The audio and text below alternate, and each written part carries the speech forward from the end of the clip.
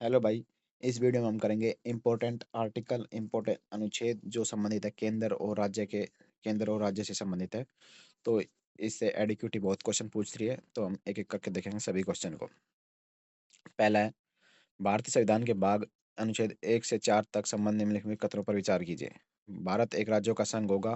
पहला कथन अनुच्छेद है, भारत एक राज्यों का संघ होगा, रूप में वर्णित है। तीसरा अनुच्छेद कहता है, संसद को किसी राज्य के क्षेत्र बढ़ाने या घटाने की शक्ति देता है। और चौथे अनुच्छेद के अनुसार नए राज्यों का गठन और मौजूदा राज्यों में क्षेत्रों में सीमाओं के नामों में परिवर्तन या सम्मिलित अनुच्छेद। तो इसमें है हमारा उत्तर केवल एक, दो, तीन, तीनों तीनों मतलब कि जो अनुच्छेद है ना वो सही है। क्या कहता है? अनुच्छेद 1 कहता है भारत के राज्यों का संघ बताता है। अनुच्छेद 3 नए राज्यों का गठन का प्रावधान करता है। और अनुच्छेद 4 स्पष्ट करता है कि यह परिवर्तन अनुच्छेद 368 के तहत संशोधन नहीं माना जाएगा।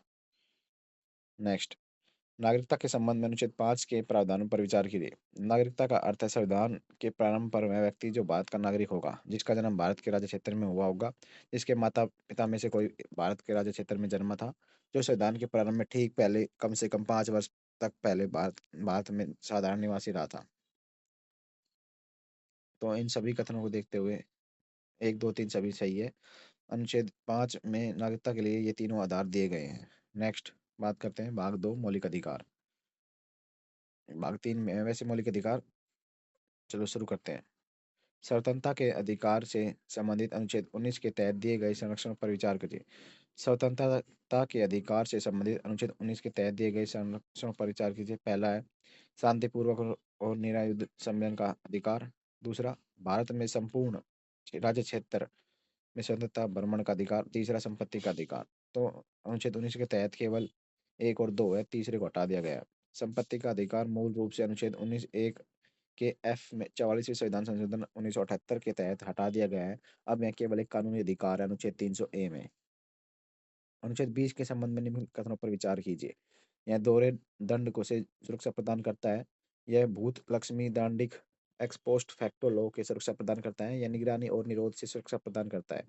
तो ये सी केवल एक और दो। तीसरा कथन गलत है। गिरफ्तारी और निरोध से सुरक्षा अनुच्छेद 22 प्रदान करता है, न कि अनुच्छेद 20। भारतीय संविधान का कौन सा अनुच्छेद मनमाने ढंग से गिरफ्तारी और निरोध से सुरक्षा प्रदान करता है? तो अनुच्छेद 22। अनुच्छेद 22 कुछ मामलों में गिरफ्तारी और निरोध से सुरक्षा संरक्षण प्रदान करता है। अनुच्छेद भारतीय संविधान के अनुच्छेद 32 के तहत सर्वोच्च न्यायालय निम्नलिखित में से कौन सी रिट जारी कर सकता है? बंदी प्रत्यक्षीकरण, परमादेश, प्रतिषेध और उत्प्रेक्षण। तो ये जो है कथन एक, दो, तीन, चार, पाँच सभी सही है। अनुच्छेद 32 के तहत सर्वोच्च न्यायालय ये सभी 5 रिट जारी कर सकता है। नेक्स्ट, नीति निर्देशक तत्व पार्ट 4 में है और मूल कर्तव्य 4(a) में। तो राज्य के नीति निर्देशक तत्व डीपीएसपी के संबंध में अनुच्छेद 44 किससे संबंधित है? तो अनुच्छेद 44 में नागरिकों के लिए समान सार्वजनिक न्यायिकता, यूनिफॉर्म सिविल कोड। अनुच्छेद 44 समान नागरिक संहिता से है। आठवां आठवां क्वेश्चन है, निम्नलिखित में से कौन सा अनुच्छेद 42वें संविधान संशोधन 1976 के तहत नीति निर्देशक तत्व में जोड़ा गया? अनुच्छेद 39 से पहला कथन है, सामान्य न्याय निशुल्क कानूनी सहायता। और अनुच्छेद 43 से उद्योगों के प्रबंध में श्रमिकों की भागीदारी। और अनुच्छेद 48 पर्यावरण का संरक्षण। तो ये हमारे पास डी एक, दो, तीन तीनों कथन सही है। ये तीनों अनुच्छेद 42 संविधान संशोधन में जोड़े गए थे। कौन कौन से? 42 में जोड़ा गया था 39(a), जिसमें समान न्याय और निःशुल्क कानूनी सहायता 39(a) में है। 43(a) में उद्योगों के प्रबंधन में श्रमिकों की भागीदारी। और 48(a) में पर्यावरण संरक्षण दिया गया है। भारतीय संविधान का कौन सा अनुच्छेद मौलिक कर्तव्य पार्ट 4(a) से संबंधित है? तो अनुच्छेद 51(a) मौलिक कर्तव्य अनुच्छेद 51(a) से संबंधित है। नेक्स्ट है, राष्ट्रपति को क्षमादान की शक्ति संबंधित अनुच्छेद 72 के तहत निम्नलिखित में से कौन सी शक्ति राष्ट्रपति को प्राप्त नहीं है? क्षमा, लघुकरण, परिहार और पुनर्विचार। तो पुनर्विचार की जो शक्ति है वो राष्ट्रपति को नहीं है। लगा क्षमा की, लघुकरण के, परिहार के, विराम के और प्रति मतलब शामिल है। पुनर्विचार एक न्यायिक या विधायी प्रक्रिया है, ना कि क्षमादान शक्ति। नेक्स्ट, मंत्रिपरिषद और न्यायवादी अटॉर्नी जनरल से संबंधित अनुच्छेद युग्म का चयन कीजिए। पहला है कथन, मंत्रिपरिषद द्वारा राष्ट्रपति की सुलह पर अनुच्छेद 74। मंत्रियों से संबंधित अन्य प्रावधान जैसे नियुक्ति, शपथ अनुच्छेद 75। बात का न्यायवादी अनुच्छेद 76। तो ये डी है, इसमें एक, दो, तीन तीनों सही है। नेक्स्ट, संसद के सदनों की अवधि से संबंधित निम्नलिखित अनुच्छेद पर विचार कीजिए।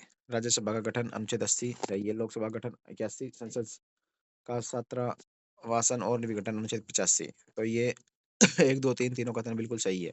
नेक्स्ट, धन विधेयक की परिभाषा किस अनुच्छेद में दी गई है? धन विधेयक की परिभाषा जो है अनुच्छेद 110 में दी गई है। धन विधेयक अनुच्छेद 110 में दी गई है, जबकि अनुच्छेद 109 में धन विधेयक से संबंध में विशेष प्रक्रिया दी गई है। राष्ट्रपति को अध्यादेश जारी करने की शक्ति किस अनुच्छेद में निहित है? राष्ट्रपति को अध्यादेश जारी करने अनुच्छेद 123 में निहित है। सर्वोच्च न्यायालय से संबंधित निम्नलिखित अनुच्छेद पर विचार कीजिए। सर्वोच्च न्यायालय की स्थापना और गठन अनुच्छेद 124 में है। सर्वोच्च न्यायालय का अभिलेख न्यायालय कोर्ट ऑफ रिकॉर्ड होना अनुच्छेद 129 में है। राष्ट्रपति की सर्वोच्च न्यायालय से परामर्श लेने की शक्ति अनुच्छेद 143 में है। तो हमारे पास ये तीनों कथन बिल्कुल सही है। राष्ट्रपति को सर्वोच्च न्यायालय की परामर्श लेने की शक्ति जो है 143 आर्टिकल में है। नेक्स्ट, राज्य सरकार कार्यपालिका पार्ट 6। राज्यपाल की समाधान शक्ति किस अनुच्छेद में? ये है 161 में। राज्यपाल की समाधान की शक्ति 161 में है। राज्यपाल को सलाह सहायता मंत्रिमंडल से संबंधित अनुच्छेद कौन सा है? राज्यपाल को सलाह और सहायता देने के लिए मंत्रिपरिषद से संबंधित अनुच्छेद कौन सा है? तो ये है अनुच्छेद 163। अनुच्छेद 163 है राज्यपाल को सलाह देने के लिए मंत्रिपरिषद के बारे में प्रावधान करता है। अनुच्छेद 163 राज्यपाल को सलाह देने के लिए मंत्रिपरिषद के बारे में प्रावधान करता है। राज्य के माध्यमिकता की नियुक्ति और शक्ति किस अनुच्छेद में है? राज्य की माध्यमिकता की राज्य के राज्य के महाधिवक्ता की नियुक्ति और शक्ति किस अनुच्छेद में है?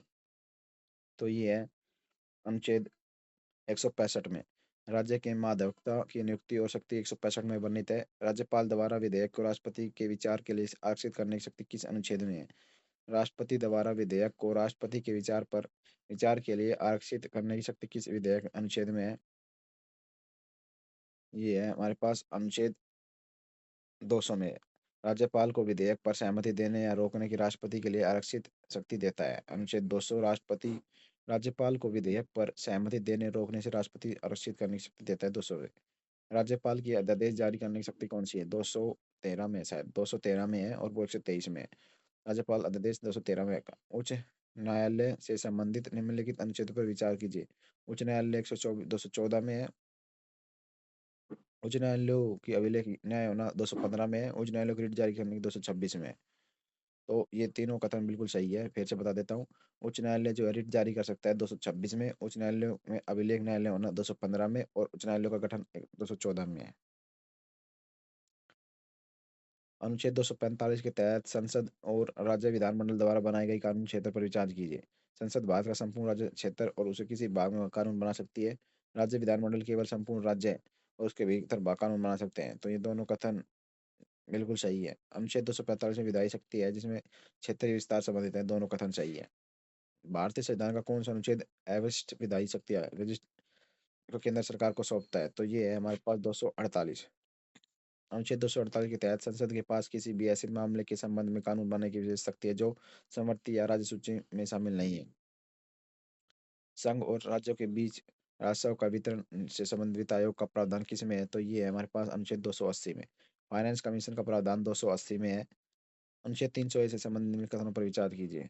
300 ए से ये संपत्ति का मौलिक अधिकार से संबंधित है। इसे 44वें संविधान संशोधन द्वारा संविधान में जोड़ा गया। यह एक कानूनी अधिकार है। तो इसका उत्तर है बी, केवल दो और तीन। एक कथन गलत है। संपत्ति का अधिकार अब मौलिक अधिकार नहीं है। इसे 301 के तहत कानूनी अधिकार बना दिया गया है। संघ लोक सेवा यूपीएससी के सदस्यों की नियुक्ति और कार्यकाल से संबंधित अनुच्छेद कौन सा है? तो यूपीएससी से संबंधित है 316 आर्टिकल। अनुच्छेद 316 यूपीएससी और एसपीएससी से संबंधित नियुक्ति और कार्यकाल से संबंधित है। निम्नलिखित में से कौन सा अनुच्छेद भारत के लिए निर्वाचन आयोग का प्रावधान करता है? तो आर्टिकल 324 निर्वाचन आयोग के अधीक्षण निर्देशन और नियंत्रण का शक्ति देता है। लोकसभा और राज्य विधानसभाओं के लिए वयस्क मताधिकार के आधार पर चुनाव का प्रावधान किस अनुच्छेद में है? तो ये है हमारे पास आर्टिकल नंबर 326। वयस्क मताधिकार का प्रावधान करता है 18 वर्ष। अनुच्छेद 326 में है वयस्क मताधिकार। नेक्स्ट है राष्ट्रीय आपातकाल के दौरान अनुच्छेद 352 के तहत निम्नलिखित में से किस आधार पर आपातकाल घोषित किया जा सकता है? युद्ध के बाह्य आक्रमण, शस्त्र विद्रोह, आंतरिक अशांति। सही तो इसका है हमारे पास उत्तर बी केवल एक और दो। 44वें संविधान संशोधन 1978 के द्वारा आंतरिक अशांति को हटाकर सशस्त्र विद्रोह जोड़ा गया। क्वेश्चन, राज्य में संवैधानिक तंत्र की विफलता से संबंधित अनुच्छेद कौन सा है? राज्य में संवैधानिक तंत्र की विफलता से संबंधित अनुच्छेद कौन सा है? तो ये है हमारे पास 356 राष्ट्रपति शासन से संबंधित है। वित्तीय आपातकाल के लिए 360 संबंधित है। नेक्स्ट, अन्य महत्वपूर्ण प्रश्न, संविधान के संशोधन करने की शक्ति और प्रक्रिया किससे संबंधित है? 368 में संविधान संशोधन करने की शक्ति है। नेक्स्ट, संविधान के किस अनुच्छेद में यह प्रदान किया विधि के समक्ष समानता विधियों के संरक्षण? संविधान के किस अनुच्छेद में यह प्रावधान है कि विधि की समक्ष समानता और विधियों के समान संरक्षण राज्य द्वारा सुनिश्चित किया जाएगा? तो ये हमारे पास अनुच्छेद तो 14 में समानता का अधिकार है। सार्वजनिक रोजगार मामले में अवसर मिलना संबंधित किस अनुच्छेद में है? तो ये है अनुच्छेद अनुच्छेद 16 में सार्वजनिक रोजगार का अवसर की समानता प्रदान करता है। ऐसा प्रस्ताव का अनुमोदन किस में है? 17 में। अनुच्छेद 21 के तहत जीवन का अधिकार व्यक्तिगत स्वतंत्रता है, किस में है? तो इसमें स्वच्छ पर्यावरण का अधिकार, स्वच्छ अधिकार, निजता का अधिकार। तो इसमें हमारे पास डी ऑप्शन 1 2 3 तीनों का सही है। सर्वोच्च न्यायालय की व्याख्याओं के अनुसार इसे सभी अधिकार अनुच्छेद 21 में है। 6 से 14 वर्ष की आयु के बच्चों के लिए मुफ्त शिक्षा अनिवार्य है, अधिकार संबंधी अनुच्छेद 86वें संविधान संशोधन 2002 के द्वारा जोड़ा गया था 21 ए में। 21 ए में शिक्षा का अधिकार को संबंधित है। शोषण के विरुद्ध अधिकार संबंधी में किस अनुच्छेद में है? शोषण के लिए है बाल श्रम अनुच्छेद 23, बाल श्रम 24। तो इसके लिए हमारे पास सी दोनों अनुच्छेद शोषण के विरुद्ध अधिकार के तहत आते हैं। धार्मिक मामलों का प्रबंध की स्वतंत्रता किस अनुच्छेद में निहित है? तो ये हमारे पास निहित है अनुच्छेद 26 के धार्मिक मामलों से प्रबंधन स्वतंत्रता प्राप्त करती है। अल्पसंख्यक के हितों के लिए किस अनुच्छेद में है? तो ये अनुच्छेद 29 में अल्पसंख्यक की अपनी विशेष भाषा लिपि संस्कृति बनाए रख सकता है। संवैधानिक उपचारों का अधिकार डॉक्टर बी अम्बेडकर को क्या कहा था? संविधान की आत्मा और हृदय कहा था।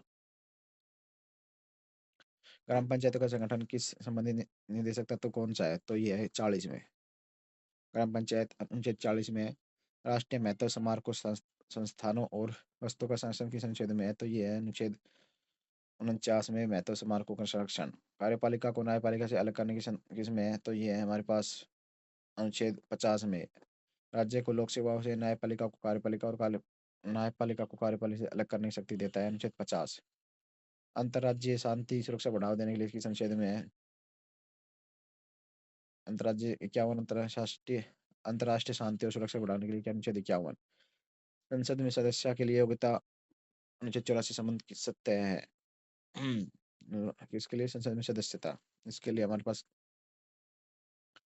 अनुच्छेद 84 के तहत राज्यसभा के लिए न्यूनतम आयु 25 वर्ष और लोकसभा के लिए 25 वर्ष है। राज्यसभा के लिए 30 और राज्यसभा के लिए 25। अनुच्छेद 108 किससे संबंधित है?